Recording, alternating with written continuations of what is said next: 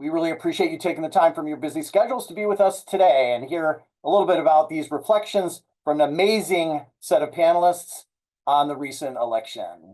My name is Paulo Di Maria. I'm the president and CEO of the National Association of State Boards of Education. Some of you know NASB intimately, but for those of you who don't, we are a nonpartisan nonprofit organization. We are the only organization focused solely on supporting citizen leaders on state boards of education in their amazing work to strengthen public education systems so that students from all backgrounds and different circumstances are prepared to succeed in school and in work and in life.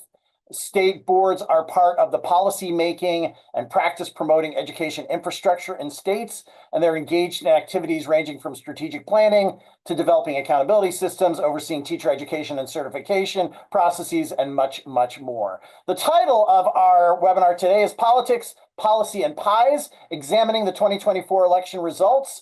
A few norms before we begin.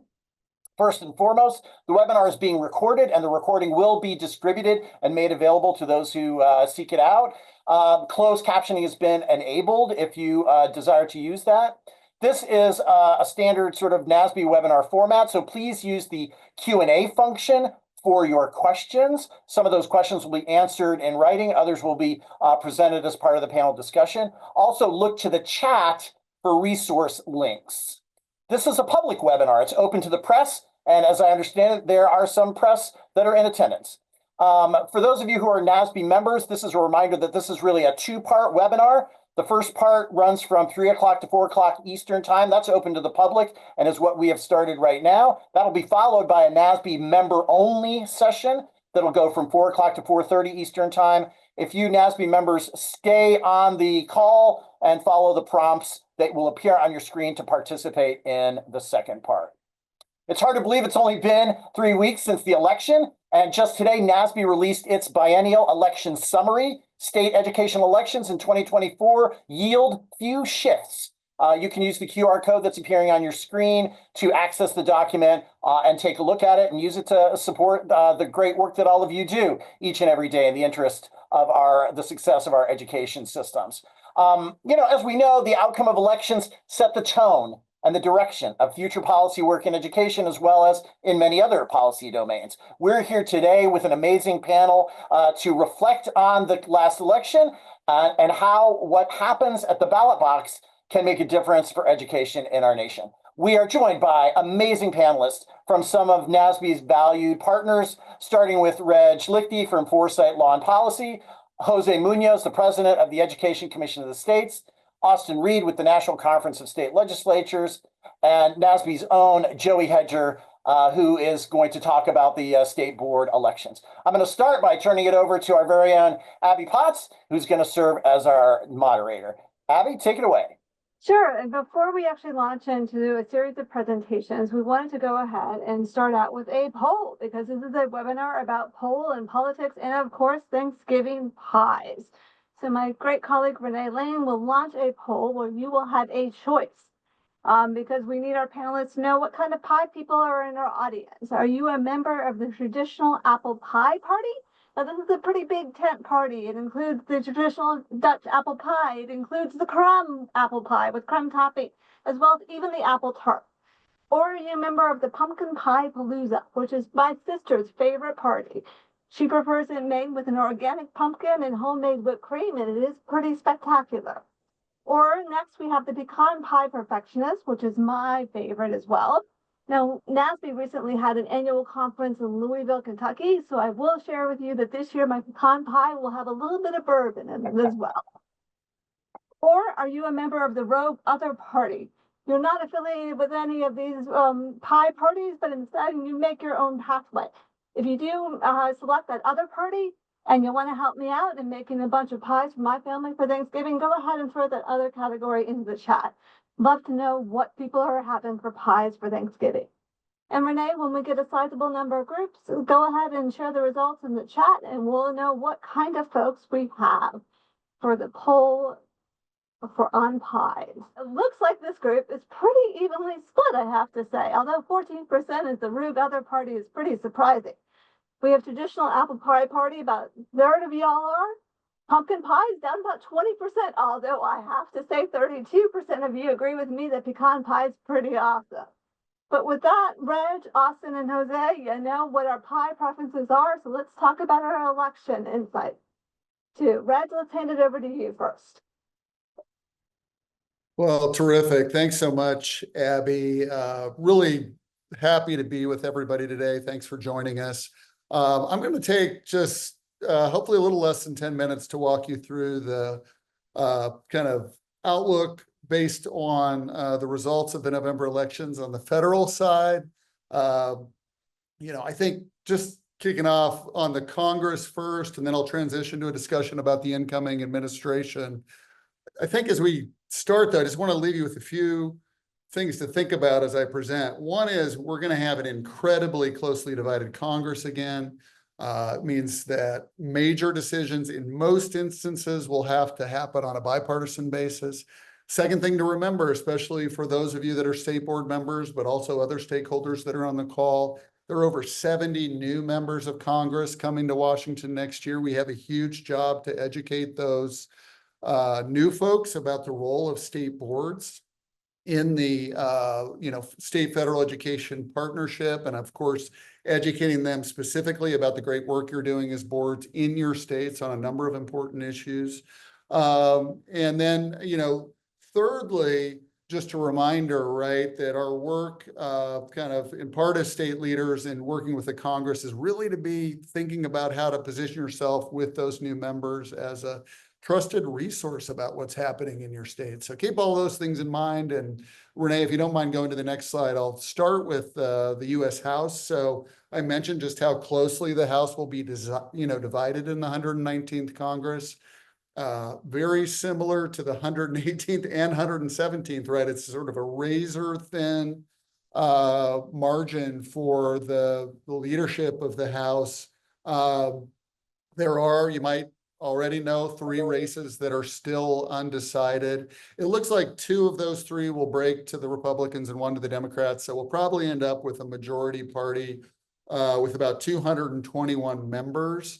The other thing to keep in mind, right, the president-elect has been pulling House Republicans out of the body or at least saying he's going to nominate them next year when he takes office to some important posts. So there is also this challenge for the Republican House leadership about, keeping, the majority at this size, right? It's getting a little more narrow as the president-elect names some of his senior folks. But what this means in practice is, the whip is on the Republican side, especially, is going to have to count every member of the caucus's vote on anything really of consequence. So they're going to have a busy job. Transitioning to the next slide, on the Senate side, the Republicans took control of the Senate. They needed to gain a net of 3 seats, but they actually netted 4. So there'll be 53 Republicans, 47 Democrats. The key thing here to remember with the Senate, you can never forget the Senate filibuster rule. So again, even though they have a 3-seat margin, plus if needed, the vice president's vote, the vice president-elect's vote on anything even closer to kind of a 50-50 tie, you still have to, on issues of kind of major questions, reach 60 votes. That means in a lot of instances, it will take every member of the Republican caucus plus 7 Democrats on some of the big issues of consequence that'll be considered during the 119th Congress. So we've heard a lot about the president-elect's conversation. He's called for removing the Department of Ed. Well, that can't be done without an act of Congress. So again, that's the type of issue where the filibuster rule would be really important, right? It would require 60 votes. There are going to be some instances next year, including around tax policy, where some bills can be moved on a privileged basis around the filibuster. We'll have plenty of time to talk about those things later, but just keep in mind, right, the leadership's going to have to think in a bipartisan way on appropriations bills and other major decisions during the 119th Congress, just as they are this year. Next slide, Renee. Quickly, a lot of stability across the Education Committee leadership going into the 119th Congress. Of course, the Republicans will take control of the Senate Help Committee next year. That means the current top Republican, Mr. Cassidy, will become the chairman of the committee. He'll be, partnering with Senator Sanders, who will return as the top Democrat. House side, Bobby Scott will come back as the top Democrat. The one remaining seat that we don't yet know how it will be filled is the top Republican on the committee in the House. Because Chairwoman Fox is term limited out by the Republican caucus in the House from continuing in that job. So we're pretty sure it will be Representative Wahlberg of Michigan. It could also be Representative Owens of Utah. Stay on the lookout for that. Next slide, just to give you a sense kind of quickly about what we think those members will be focused on. We know, for example, that incoming Chairman Cassidy cares deeply about literacy policy. He sought public input on that topic this year, wrote a short policy paper about it. I think it'll be very high on his list next year. AI and education. So he is a doctor. He wrote a policy paper and invited public comment about the intersection of AI and health policy and education policy. We think that'll be right up there. His staff has talked about possibly reforming the Innovative Assessment Development Authority of ESEA to try to provide states more room to innovate around their assessment and accountability systems. We'll see if they bring that up. ESRA reauthorization, so R&D. And then, of course, school choice is a key pillar of the new administration and the Republican platform generally. I'm sure it'll be a topic of the chairs. On the Democratic side, educator comp. You'll also see for both of these members a big focus on workforce policy. So there's a small chance during the lame duck they'll get the Workforce Innovation and Opportunity Act reauthorization done. If they don't, it'll be back next year. We know next year they're going to work on the National Apprenticeship Act reauthorization and also on, continuing conversations around expanding the Pell Grant program to focus on short-term credentials. So there are a lot of possibilities for bipartisanship here on the Senate side. Just transitioning to the next slide, Renee. House side, a lot of the same issues. I think we're expecting a big focus early on some of the committee's kind of oversight hearings to continue this conversation about loan forgiveness. A lot of ideas floating around. We're expecting executive orders out of the new White House that would push back President Biden's effort to forgive a lot of student loans. But again, we're planning to see kind of workforce policy to be front and center in the House committee as well. If it's a Chairman Wahlberg or Chairman Owens. We're expecting parents' rights conversations again.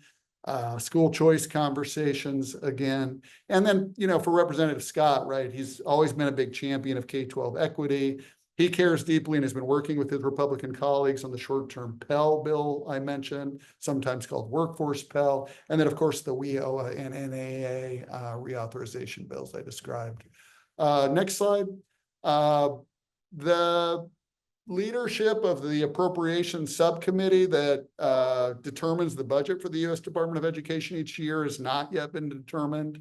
We should know soon who will lead those subcommittees. I've included here on the slide the 4 members that are leading the committee during this Congress, the 118th. I think some of these folks might be back in these roles.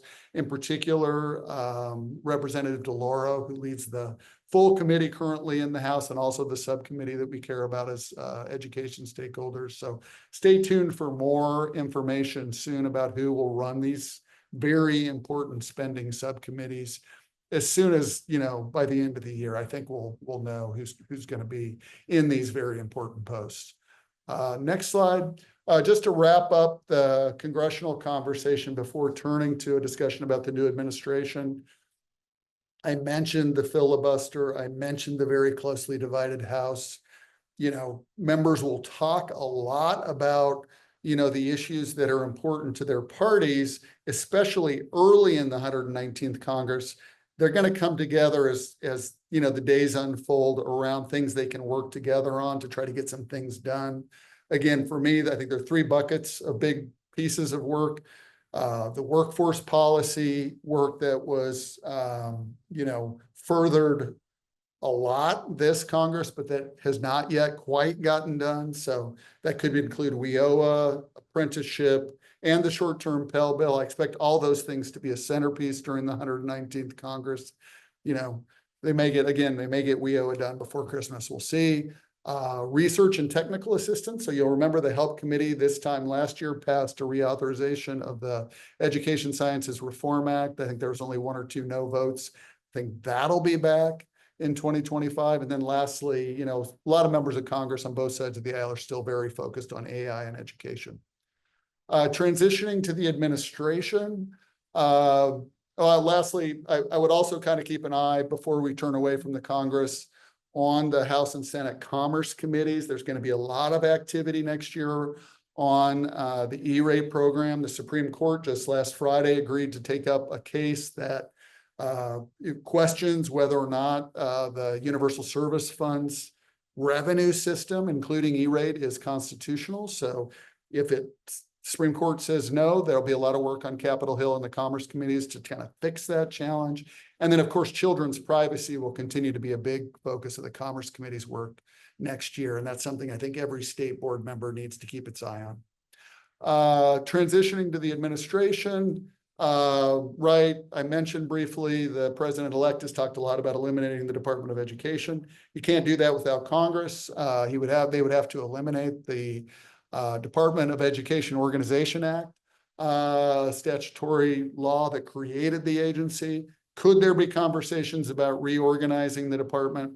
Absolutely. I expect it to come up thematically, but again, they're going to have a bipartisan coalition to make that kind of change. I just don't expect it to happen. You heard that Linda McMahon is the president's planned nominee to lead the agency. She led the Small Business Administration during the last Trump administration. She briefly served on the state board in Connecticut before stepping down to become, a Senate candidate. She's also a trustee on a private post-secondary college. So not a lot of direct experience in the space, but hopefully someone we can work together to kind of further state boards' aims at the federal level. Again, issues they care about, school choice I mentioned, the post-secondary loan forgiveness landscape is going to change a lot. We talked a little bit about that. They're going to have a big focus on, again, the Title IX regulations that have been ping-ponged back and forth between administrations the last couple of administrations. That'll be back on the new administration's docket as well. So some of you live in states where the current regulations have been stayed by the federal courts. Those cases will continue until, these current rules are vitiated or the courts come to some conclusion. So just know that's going to continue to be a big piece of work. They're probably going to roll back some of the AI and education guidance that OET published earlier this year, because the president-elect has said he wants to get rid of the White House executive order on AI, which underpinned all that work. So a lot happening there. Next slide, Renee. Expect a big conversation next year about the child and child care tax credits as part of a big tax bill we're expecting to move through the Congress next year. Again, that's something that can move around the filibuster rule in the Senate. So this is going to be a major focus of the administration's work. Big questions about how they'll pursue or not funding for Head Start, preschool development grants, the child care and development block grants, all of the kind of early learning work that has been done in recent years might have a different tenor and tone with the new administration. Next slide, Renee. FCC, I mentioned, right, big things happening around E-rate. He's named his nominee to lead the agency, Brendan Carr. He's someone who's had a very kind of, I think, good relationship with the E-rate program, but he did vote against the changes that were made this year that would allow those program funds to be used for mobile hotspots, for putting Wi-Fi on buses, et cetera. Those E-rate uses could be walked back under the new administration. I think that's it. So I'll pause there, and I know we'll have time for questions later. Thanks. Thanks, Reg. I really appreciate that. Keep the questions coming too from the audience. I love the Q&A. That's definitely popping with new ideas, and excited to delve into that once we roll through all these presentations. Jose, I think you're up next, and if you wouldn't mind kicking us off by telling us what your pie preference was for that earlier poll. Oh, well, thank you so much, Abby. Thanks for Paulo for having me. Pie preference, I would have to say mine was apple pie. So love to dig in the good old traditional apple pie. So thanks for having me, Jose Munoz, for those who I haven't had a chance to meet yet, President of Education Commission of the States. I'm going to go over a broad and diverse view of the election. So for the last several years, ECS has tracked state election results, particularly as they relate to education policy. So I'm happy to join you today just to share a bit about what we saw in the elections this fall, some of the outcomes. If you haven't already, you could take a look also on ecs.org and check out our election results infographic, which offers a great visual for a lot of information I'll be sharing with you today. I also want to thank NASB and CCSSO and NGA and NCSL who assist us in double and triple checking our counts. If you can go to the next slide, I'll start off with, we all know this month, 11 states held gubernatorial races. The governors in Delaware, Indiana, Missouri, North Carolina, and West Virginia were each term limited. And the governors in New Hampshire, North Dakota, and Washington each declined to seek additional terms. In Montana, Utah, and Vermont, the incumbents each retained their seats. In the 8 states with guaranteed new leadership, the incumbent party maintained control of the office. So there are no big shifts in party control at the gubernatorial level. So following the elections in 2025, Republicans will control 27 state executive offices, while Democrats will hold 23 states and the District of Columbia. Looking at the territories, Puerto Rico and American Samoa each held gubernatorial elections as well. American Samoa's elections are officially nonpartisan, but the incumbent Democrat-aligned candidate did prevail. In Puerto Rico, Jennifer Gonzalez emerged victorious for the New Progressive Party. Just for context, the New Progressive Party is a coalition joined by their push for Puerto Rican statehood and includes both Republicans and Democrats, as we know them on the Continental. President-elect Gonzalez personally aligns with the Republican Party. How can these new and incumbent governors affect education policy change in their state? Outside of the shaping of policy agendas and budgets, the newly elected governors in Delaware, Indiana, and New Hampshire, as well as Vermont incumbent Governor Phil Scott, each have the authority to directly appoint the chief state school officer. Nearly all of these governors, all but Governor Cox in Utah, also have governance structures where they're able to appoint at least one member to the state board of education. Let's look at their priorities on the next slide. So this year, the ECS team tracked the education policy platforms of the 22 gubernatorial candidates from both major parties in order to identify the priorities and trends across the country. This slide shows the top stated priorities of the 2025 incoming and incumbent governors.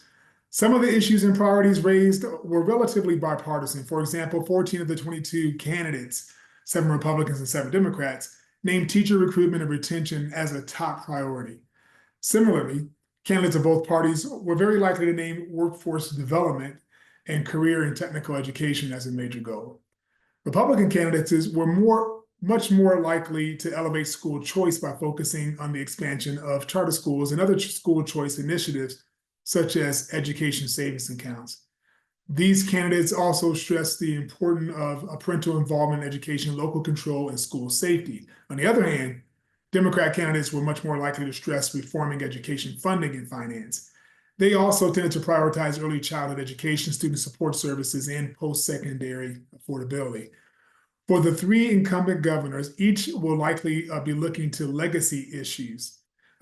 Each campaigned heavily on workforce development, including the trades and apprenticeships, as well as teacher and recruitment and retention. Governor Phil Scott in Vermont also focused on post-secondary access, but likely will find his 3rd term centered on updating states' funding formula. On the next slide, we'll go over chief school officer elections. There are also 4 states with direct elections. So there are partisan elections in Montana and North Carolina and nonpartisan elections in North Dakota and Washington. In Montana, Republican Susie Hedeland will succeed longtime state superintendent Elise Artson, who was a term limited. But Hedeland's campaign for state superintendent focused on collaboration with lawmakers and state agencies, strengthening family engagement, and reviewing the state's school funding formula. In North Carolina, the state superintendent role will flip parties as Democrat Mo Green is set to succeed State Superintendent Catherine Truitt. Green's priorities for students in the Tar Heel state include increased funding, improving early academic interventions, and raising educator compensation and improving student supports. In the nonpartisan races in North Dakota and Washington, both incumbent candidates retained their seats. In North Dakota, Superintendent Kirsten Basler will enter her fourth term, already as the nation's longest serving state superintendent, having served since first winning in 2012. Her campaign emphasized local control, preparing students for life after graduation, and ensuring teachers are paid well without increasing property taxes.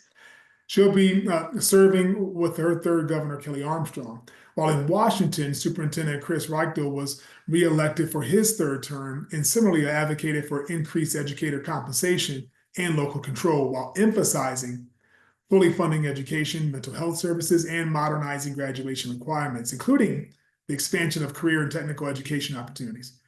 He'll be working with a new executive officer in Governor-elect Bob Ferguson. Both Superintendent Basler and Reichel will be nonpartisan officials working with political trifectas in their states.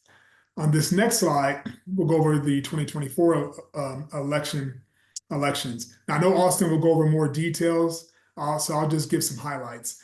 With 5,508 seats in 85 chambers across 44 states up for election, the changes in state legislators have the potential to heavily influence education policy. Some of the authorities that the new elected and re-elected state legislators will include in creating a policy structure for public schools through legislation, determining budget allocations for public schools and state education departments, and ensuring that specific student populations are receiving equitable and adequate services and supports. Much of the legislative agenda will be set, of course, by the chairs of the roughly 150 education-related legislative committees around the country. There are still some individual races to be called, but generally, while we saw Republicans pick up seats in much of the country, there are very few changes in overall party control of the legislative chambers. Only the Michigan House so far is set to change party leadership, with Republicans gaining control. That flip in the Michigan House makes Michigan and Pennsylvania the only states with split legislative control in 2025. But that said, there are some unique situations of note around the country. The Minnesota State House is currently tied pending recounts in two races, having previously been Democrat controlled. And in Alaska, the State House of Representatives election resulted in no numerical majority and will be governed by a party sharing agreement that the details are still emerging. So looking at control of power nationally, Republicans control 56 chambers while Democrats hold 38.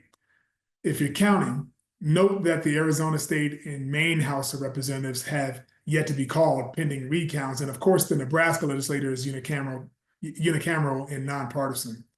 On this next slide, I'll touch on some state party trifectas. Along those lines, let's look at the political trifectas around the country, where the same party controls the governor's office, both chambers of the legislature. So in 2024, we saw a record high number of political trifectas, with 40 states under single party control. That number will flip in 2025, with Democrat trifectas ending in Michigan and Minnesota.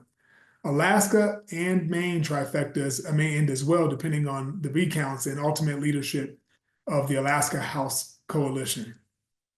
On the next slide, as mentioned earlier, 10 of the 11 governors elected in November will have the opportunity to appoint at least one member to the State Board of Education. Beyond that, 9 states and the District of Columbia held elections for 50 state board seats. Those seats in the subsequent board control are especially important, as some of these boards are either confirm or directly appoint their state's chief state school officer, and they often make key policy decisions, such as the course of study or curriculum of a state. And then finally, the next slide, I'll let you sit with these breakdowns for a moment. And I know Joey will go into more detail, but know that elections for these 50 seats resulted in 27 new State Board of Education members around the country. This means that there will be a considerable number of new voices on state boards of education this coming year. In Alabama, Colorado, Kansas, Texas, and Utah, all retained their Republican majorities, with those majorities strengthening in Colorado and Kansas. In Michigan, there's 2 incumbent Republicans held onto their seats with no overall change in the Democrat leadership of the board. In Nebraska, Ohio, and DC boards are all officially nonpartisan. And again, you can find this at ecs.org on the next slide if you want. Next slide, just our logo right there. You can go to ecs.org to find our infographic. Thank you. Thank you, Jose. And the link to the infographic is already in the chat if you want to pop in there. And next up, Austin's going to give us a great preview of state legislatures digging in a little bit more on that particular issue. But Austin, let's continue the trend. That poll earlier, what was your pie preference? I'm glad I get to say, because I wasn't able to click the survey. The panelists were not allowed to formally influence the vote, but informally after the fact, I would like to say that I am an apple pie supporter. And then my wife and I actually were having a conversation last night about what pie recipe we were going to go with for this weekend. So all the other pies are good, but apple pie has always been a favorite.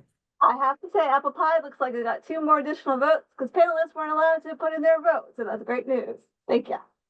Well, I want to talk more about voting and in some ways dividing the pie amongst the different policy priorities. Just give you a quick recap of what happened in state legislative elections this cycle and provide you a little bit of a preview on what we might expect to happen in legislatures across the country in the 2025 legislative session. And just by way of introduction, my name is Austin Reed. I'm a federal affairs advisor for education policy here at the National Conference of State Legislatures. First, I want to make you aware of a wide array of resources that we have in the next slide on elections coverage. So I'm going to give you just a high-level analysis, but if you really want to dig deep on any of the implications of this election, leadership, who won where, how that contextualizes historically, I think the link will probably be available in the chat, but this QR code will also take you to our landing page. We put together a really great resources. Our elections stream is one of the best, of course, in the country. And I've read other groups' analysis and coverage of the election, and ours always has more detail, and I think it's actually a lot more accessible than a lot of the other resources. But just to give you a sense of the next slide of where we were coming into this November, about 80% of the state legislative seats were up for grabs this year. That's not the highest totals that you'll get in an election, but this was still a substantial amount of seats were up for grabs. There's about 7,386 total seats. And again, like I said, about 80% were up for re-election. On the next slide, you'll see where we were at coming into the election in terms of partisan control of the 99 legislative chambers that we have in our country. Coming into the election, 57 chambers were in the control of Republicans and 41 were in the control of Democrats. And on the next slide, you can see this mapped out. And as Jose mentioned, coming into this election, there was only one divided legislative chamber or legislative body, and that was in Pennsylvania, where I believe the Democrats were in control of the House coming into the election, but splitting that with the Republicans in control of the Senate. So now let's take a look at what we saw from election night. Not all that different. Democrats did lose 3 chambers in total, although there's a fair amount of caveats to that. And I think the map on the next slide will give you a sense of that. The only House chamber, or the chamber that really flipped was, as I mentioned, the Michigan House flipping from Democrats to Republicans. The other chambers that have changed, now we have 5 different divided chambers, would be the Minnesota House, which is now in a tie, the Maine House, which is not a tie, but it's the Democrats didn't get enough votes to have a full control, so they will be governing from a majority coalition. The same will be true of the Alaska House, and I believe the Alaska Senate is still in a place where it is also in a coalition government. So moderately more divided legislatures, but overall not a significant change in terms of the partisan control of the various chambers across the country. And in fact, on the next slide, we mentioned there's about 80% for grabs, over 5,800 seats. Across the nation, Republicans picked up a total of 49 seats. So even though there were some changes in some places, overall, the big picture is we have about the same percentage of Republicans and Democrats holding offices across the country today as we did prior to the election. There are a few interesting stories to tell. about some of the implications of this election. I think the next slide is illustrative of that, and that's in terms of any changes in veto-proof majorities. And as I recall from our election team, about half of the chambers during last session did have veto-proof majorities, which means that the legislature really has quite a bit of control over the policy environments in their states. And we did see a little bit of change in terms of net change in terms of which party had veto-proof majorities. I think over on the Republican side, they lost a veto-proof majority in North Carolina. I believe one seat flipped in the direction of the Democrats, and that broke that veto-proof majority. But Republicans also made gains on eliminating some of the Democrats' veto-proof majorities. I believe, for example, both New York and Vermont were places where Republicans made enough gains to break that off. But it's still, we have about 18 different chambers that are or legislatures that are in full control with the Republicans and have a veto-proof majority, and about 8 for Democrats. So that's still 26. That is over half of legislative chambers. So a little bit of flip here and there, but again, that trend continues to be pretty strong. Something that I think could have a lot of implications that we'll get to understand over the next few months is on the next slide. And that's that there's a fair amount of turnover in terms of chamber leadership. I believe we were projecting somewhere between, I believe, 28 and 32 leaders of their chamber would be changing, and there's a lot of different reasons for that. Some are retiring, some chambers, as a few of them actually flipped. And so that'll mean that there's a potential for new leadership direction in those chambers. And of course, the leader of the chamber has a fair amount of authority over who's in charge of the education committees, the chairs of those committees. And it's possible that you see some new members elected or nominated to those committees. It's also possible that the leader comes in and retains some continuity with past legislative sessions. So that's a good sense of where we're at nationally. Again, not all that different today than it was prior to the election. And frankly, that was a lot of what we were expecting coming into this election. In terms of its implications on education, on the next slide, our staff at NCSL, our state policy research team, really did a lot of deep thinking and took into account all the different feedback and our understanding of the state landscape, and put together a forecast for some of the hot topics that we expect in education over the next legislative session.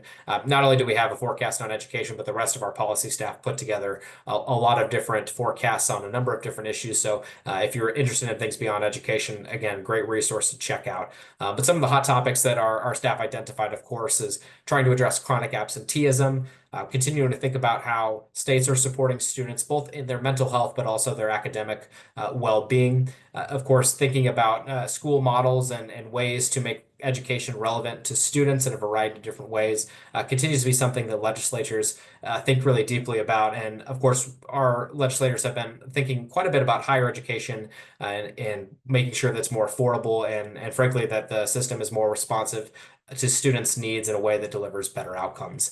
Beyond this forecast, I want to offer just a few more considerations before I turn it back over in terms of what we might expect for the 2025 sessions. And I think when you think about what's going to happen in state education policy in the next session, you always got to start with that state fiscal forecast. And by most reports, revenue growth in states is slowing. That doesn't mean that it's declining, but that does mean that the fiscal picture is probably going to be stable in most states, but the budgets will be a little bit tighter, which means that I think a theme of fiscal discipline that we began to see in the last set of budgets will be in play for this cycle. Some of the reports we're getting is that there are some states that might have some fairly significant budget deficits to deal with. There's a sense that some of the tax cuts that were passed in the last legislative sessions during a time of really significant, even historic revenue growth will run up against some of the spending ambitions of legislatures. But again, I don't think there's a real forecast for significant declines or cuts, but things could be a little bit tight. That being said, states are in a great fiscal position. They have still historic amounts of rainy day funds. So there's a lot of cushion that states have in case they need to dip into those funds to make sure that they're maintaining stable levels of funding.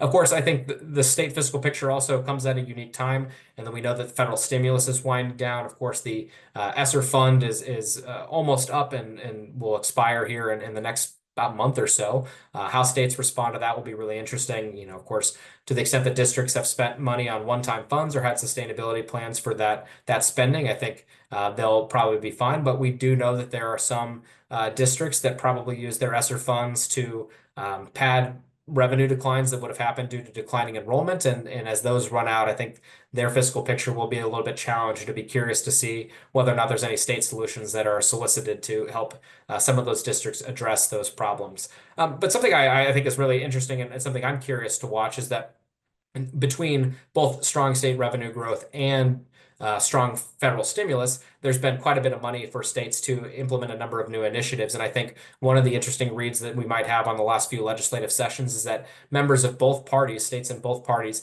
have been able to enact some of their favorite priorities because they had extra money. So I think on the Republican side, you've seen a lot of school choice policies. On the Democrat side, a lot of policies on free community college, free school meals, that thing. And those are really, to the extent that those were enabled by really strong fiscal conditions, it would be interesting to see if those policies are able to be sustained when things get a little bit tighter. And finally, the big question, I'm sure we'll be answering this in our panel. We're expecting about the same parties to be in control of their states. I think the education challenges seem to be pretty similar going into 2025 as they have been over the last couple of years. And the real question is, will we see the same ideas continue to be brought up in legislative sessions, or will we see new ideas? So that's what I'm really paying attention to and look forward to the conversation, but I want to pass it back over to Abby.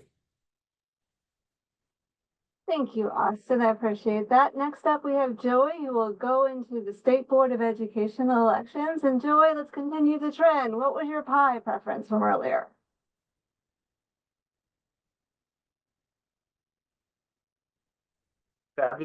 I'm a big pie voter.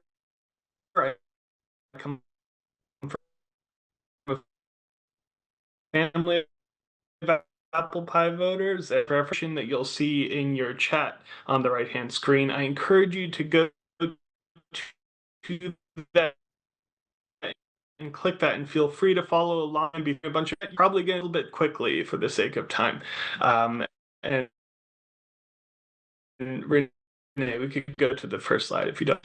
Then you'll host numbers on our end, and that's because we also count the elections for the state boards in Guam, Northern Mariana Islands, and the U.S. Virgin Islands. So you'll see those also reflected on the map. So starting off with a quick mention of governor elections. Of the 11 states with gubernatorial races, 9 governors have appointed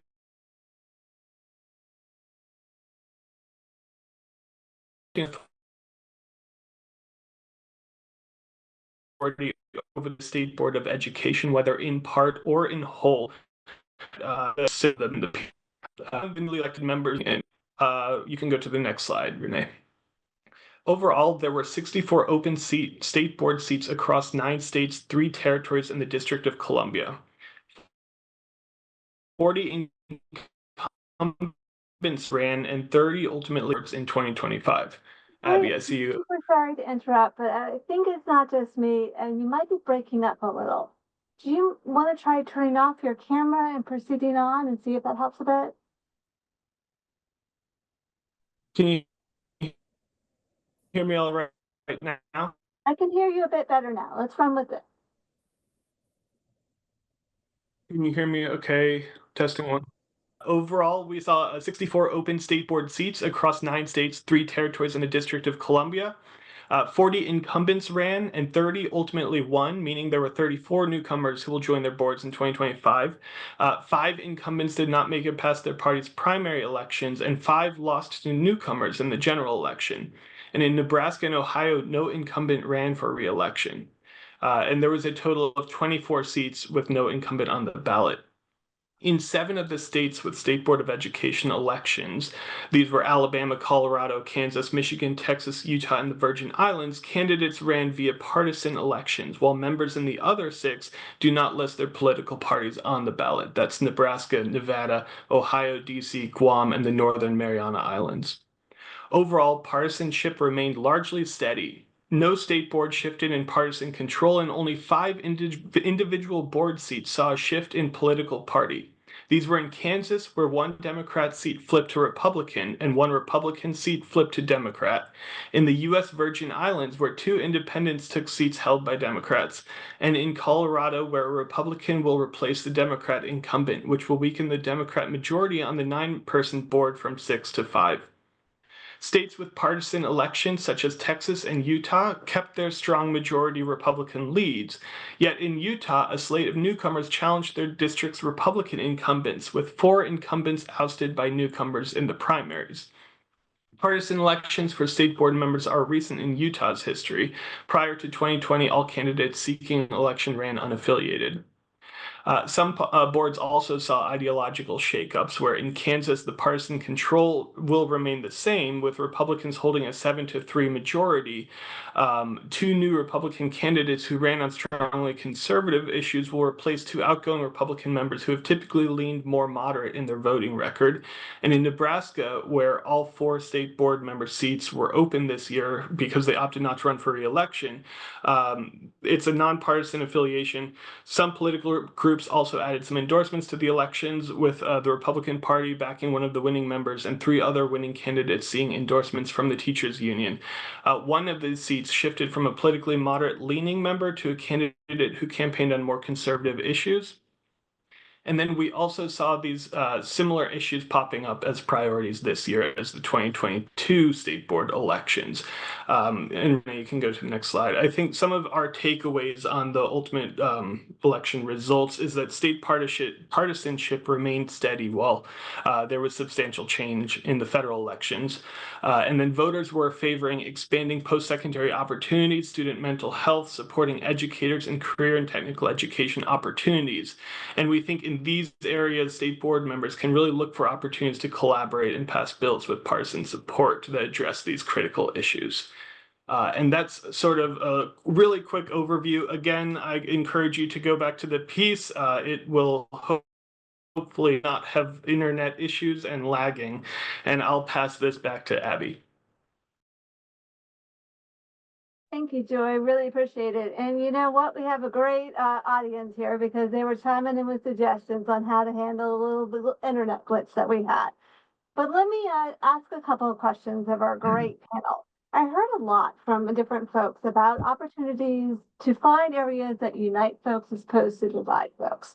So as we transition from an election and campaigning against another candidate into the hard work of governing in 2025, are there areas that state boards should work together that brings about collaboration? And Raj, let me lob this one for you first to talk about it from a federal perspective. And then Austin, I'm really curious from your perspective too, about what are those percolating new issues that boards could collaborate on. But Raj, from a federal perspective, those areas of collaboration and opportunity. I know you had a good exchange with Diana around this as well.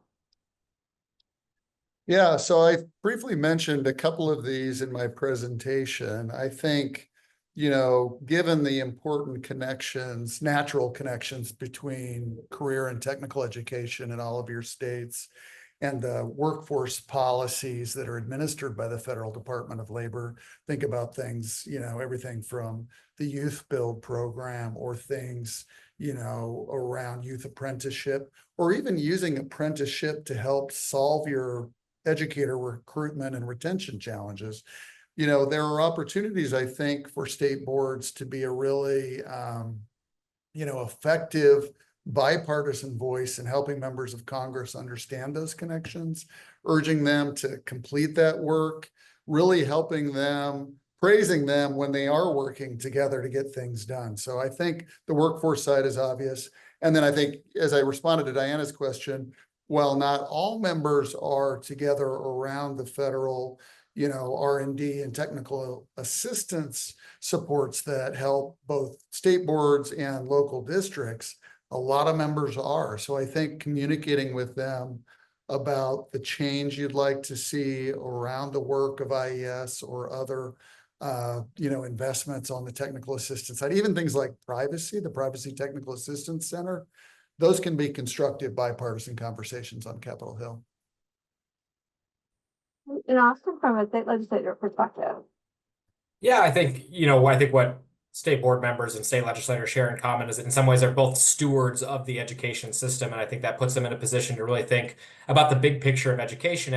And one of the things that I would sort of observe about education policy over the last couple of years, it has really been tactical short-term responses to the pandemic and its implications. And I wonder if as we get away from that, still knowing that those challenges are going to persist, whether or not that puts us into a position where, and I think legislators and state boards are well suited to do this, to think about long-term solutions and to think big picture about what we want from the systems that we have. I know from the conversations with legislators, there's a lot of interesting I think conversations to be had about re-examining the big tools that policymakers have to support the performance of our education system and in the realm of assessment and accountability and school improvement. But we also know that legislators have been really interested in convening conversations around rethinking how schools and how systems are organized in a way that facilitates more relevant student learning. And I think there's also conversations to be had around how the progression of learning for students and what options are available to them, especially as they get older. And so I think thinking about that big picture is really something where state board members and legislatures can really approach each other in partnership. And I think when you have those big picture conversations, it's a lot easier to find a lot of bipartisanship and initial agreement, because I think for the most part, there's deep consensus on what we want ultimately our students to get out of their educational experience. And I think then when you backwards think about what kind of system would be necessary to deliver that, I think that's where a lot of interesting conversation could happen. That makes sense. And also, I like the idea of not just thinking in the short term tactical, but thinking more strategic and long term too. That requires almost a steady drumbeat, right? To develop a coalition of stakeholders and coalition of the willing, as our colleagues say, to keep that steady drumbeat going across not just the short term, but potentially through midterms and 4 years out. Jose, your organization does a great job of building partnerships between governors, state boards of education, and legislatures. Any recommendations for ways that we can all work together and have that steady drumbeat to achieve real systems change in education? Yeah, so since the summer, ECS, we put together a bipartisan group. It's pretty diverse in role too, as the ones that we all presented on as well, to work on, to look at and identify some key priorities that they could like to work on. Much like Reg said and Austin talked about, some of the things that came up at the top of the world is everybody is looking at, like you said, the long term right here is really strengthening that educator pipeline of the recruitment, the preparation, and the retention of teachers, in particular, looking at how teachers are paid, just really elevating the compensation of our educators. Folks also, they still realize that young people are still having the effects from COVID with their health and their mental health. And so just kind of reimagining what student wellness looks like to improve student engagement with the key indicator of solving chronic absenteeism. And also on the spectrum, there's a lot of what typically has been a Democrat issue. We see a rising popularity on early child care systems as well. So ideally, people work together when they have some shared context around a particular issue, and so that's what we've been working on. There's several others. I just wanted to kind of lift those ones in particular because they seem to be drawing attention across both parties. Excellent. Lots of common ground for the future that requires that strong, steady work. Reg, I'm just kind of curious too, and we have a question in the chat too about this too. As we look at these areas of bipartisanship, is the funding outlook, how does that look from the federal perspective around these areas of potential bipartisanship? Does it look, are you optimistic that we'll continue to have federal funding? Are there things that folks should be aware of that they should start planning now for in terms of the federal outlook for fiscal plan? Yeah, it's a really good question. So next year will be an incredibly complicated appropriations environment, not just because of kind of partisan differences about the level of investment, but you might remember that a couple of years ago, Congress and the White House worked together to suspend the debt ceiling for a period of time. That's the amount of borrowing the U.S. Treasury can do to support deficit spending. That comes back into play on January 1st. That doesn't mean that the government will be at the debt ceiling on the 1st, but at some point in 2025, borrowing will approach that level, and Congress will have to decide how or if to even raise the debt ceiling again. And that makes the appropriations conversation, I think, even more complicated. I mentioned the tax bill that will be up next year. That's coming up because the 2017 tax credits that the first Trump administration pushed through Congress, those are going to be, many of them, expiring. So you add in the debt ceiling, the tax bill, and then, of course, partisan differences about spending. And you really do have a difficult, I think, road to navigate.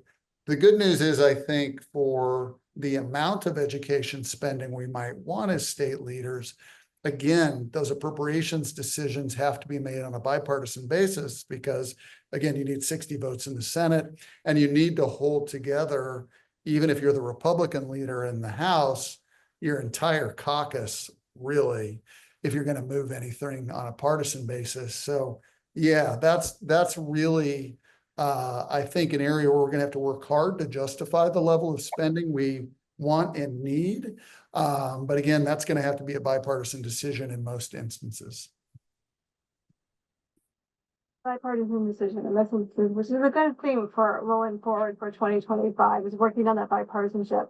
Jose and Austin, I'm just kind of curious too, from your perspective, if you could give state board members, the newly elected state board members, one kind of piece of advice or recommendation to build relationships, to kind of work across the aisle and work with the newly elected folks, what would it be? What would you recommend a newly elected state board member do to build relationships across state leadership? Go ahead, Austin.